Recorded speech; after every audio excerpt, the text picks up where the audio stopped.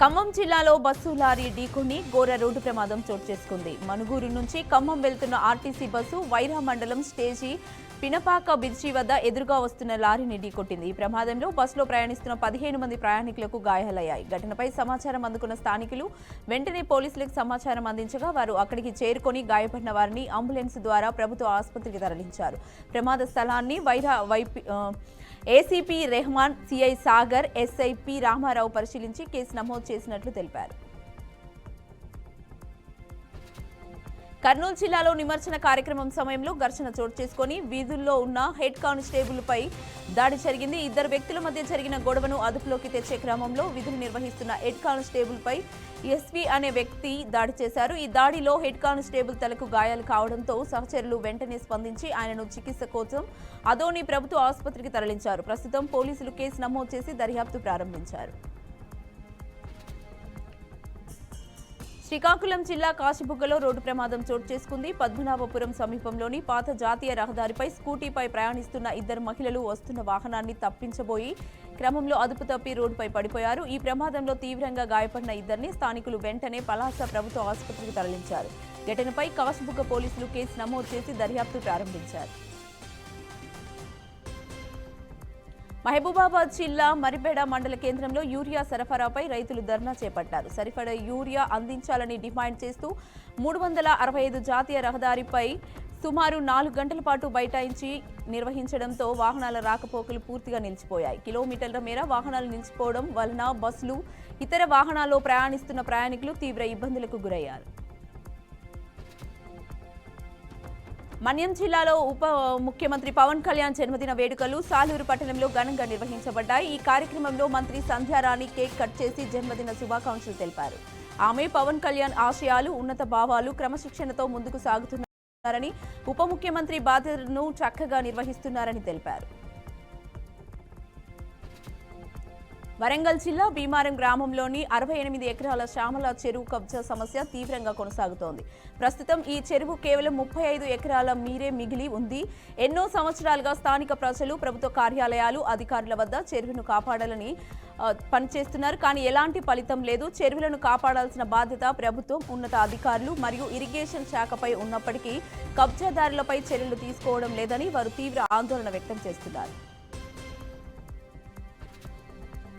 కడప జిల్లా ఇడుపులపాయలో దివంగత మాజీ ముఖ్యమంత్రి వైఎస్ రాజశేఖర్ రెడ్డి 16వ వర్ధంతి సందర్భంగా వైఎస్ఆర్ ఘాట్ వద్ద నివాళులు అర్పించారు.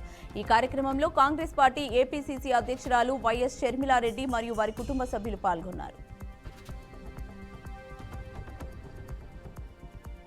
ఏలూరు జిల్లాలో లక్ష్మీపురం వద్ద ప్రైవేట్ స్కూల్ బస్సును వెనక నుంచి లారీ ఢీకొట్టింది. ఈ ప్రమాద సమయంలో బస్సులో విద్యార్థులు ఉన్నప్పటికీ ఎవరికీ గాయాలు కాలేదు. ఈ ఘటనతో విద్యార్థులు, వారి తల్లిదండ్రులు, స్కూల్ యాజమాన్యం ఊపిరి పీల్చుకున్నారు. మెదక్ జిల్లా శివంపేటలో ఉదయం 6 గంటల నుండి యూరియా కోసం రైతులు క్యూ కట్టుకుని ఎదురుచూస్తున్నారు. గంటల తరబడి వేచి ఉండగా కూడా యూరియా సరఫరా లేకపోవడం కారణంగా రైతుల్లో ఆవేదన వ్యాప్తి చెందుతోంది. యూరియా కోసం కష్టపడి రాలేదనే పరిస్థితులు రైతులకు తీవ్ర బాధగా మారింది. విజయవాడ జిల్లాలో సీనియర్ ఐపీఎస్ అధికారి సంజయ్ను వైద్య పరీక్షల కోసం జీజీహెచ్కు అధికారులు తీసుకెళ్లారు. వైద్య పరీక్షలు పూర్తయిన తర్వాత ఆయన్ను గొల్లపూడి ప్రాంతంలోని ఏసీబీ కార్యాలయానికి విచారణ నిమిత్తం పోలీసు అధికారులు తరలించారు. కడప జిల్లా ఇడుపులపాయలో దివంగత మాజీ ముఖ్యమంత్రి వైఎస్ రాజశేఖర్ రెడ్డి 16వ వర్ధంతి ఘనంగా నిర్వహింపబడింది. ఈ సందర్భంగా ఇడుపులపాయలోని వైఎస్ఆర్ ఘాట్ వద్ద ఆంధ్రప్రదేశ్ మాజీ CM YS Jaganmohan Reddy, YS Vijayamma, YS Bharati, YCP ముఖ్య నాయకులు, కార్యకర్తలు నివాళులర్పించారు. మేడ్చల్ జిల్లా దమ్మాయిగూడ కీసర ప్రాంగణంలో బీఆర్ఎస్ పార్టీ నేతలు, కార్యకర్తలు కాళేశ్వరంపై కాంగ్రెస్ సర్కారు చేస్తున్న కుట్రలకు నిరసనలు నిర్వహించారు. తెలంగాణ సీఎం కేసీఆర్ నీళ్ల కోసం రైతులకు ఇచ్చిన సమయాన్ని ప్రశంసించి సీబీఐ విచారణపై కఠినంగా విమర్శించారు. సీబీఐ విచారణ అయితే ఉద్యమం ఉద్రిక్తం చేస్తామని హెచ్చరించారు. రంగారెడ్డి జిల్లా షాద్నగర్ నియోజకవర్గంలో వైఎస్ రాజశేఖర రెడ్డి వర్ధంతి వేడుకలు ఘనంగా నిర్వహింపబడ్డాయి. ఈ కార్యక్రమంలో షాద్నగర్ ఎమ్మెల్యే వీల్రపల్లి శంకర్, కాంగ్రెస్ పార్టీ నాయకులు పాల్గొన్నారు. వైఎస్ రాజశేఖర రెడ్డి చేసిన అభివృద్ధి పనులు, ఆయన ఉమ్మడి ఆంధ్రప్రదేశ్కు చేసిన సేవలను ప్రత్యేకంగా ప్రశంసించారు. ఆయన బాటలోనే ప్రస్తుత ముఖ్యమంత్రి రేవంత్ రెడ్డి కూడా నడుస్తున్నట్లు, ఇచ్చిన వాగ్దానాలను క్రమంగా నెరవేర్చుకుంటడం మా యొక్క లక్ష్యమని నేతలు తెలిపారు. ప్రకాశం జిల్లా దర్శి పట్టణంలోని గడియార స్తంభం సెంటర్లో గణేష్ నిమజ్జనోత్సవం సందర్భంగా జనసేన వైసీపీ వర్గాల మధ్య తోపులాట చోటు చేసుకుంది. ఉత్సవ సమయంలో అనుకోని రీతిలో ఏర్పడిన ఉద్రిక్తతతో పరిస్థితి క్షణాల్లో ఉద్రిక్తంగా మారింది. ఈ దృశ్య వెంటనే పోలీసులు రంగప్రవేశం చేసి ఇరు వర్గాలకు సర్ది చెప్పి గొడవను సద్దుమణిగించారు. పోలీసుల జోక్యంతో పరిస్థితి అదుపులోకి వచ్చి నిమజ్జన కార్యక్రమం ప్రశాంతంగా ముగిసింది. విశాఖపట్నం జిల్లా అనకాపల్లి పట్టణంలోని కోట్ని వీధిలో శ్రావణి జ్యోతి అనే గృహిణిపై వీధి కుక్క విచక్షణ లేకుండా దాడి చేసి తీవ్రంగా గాయపరిచింది. వెంటనే ఆమెను ఎన్టీఆర్ ఆసుపత్రికి తరలించగా వైద్యులు శస్త్రచికిత్స కోసం విశాఖ కేజీహెచ్కు తరలించాలని సూచించారు.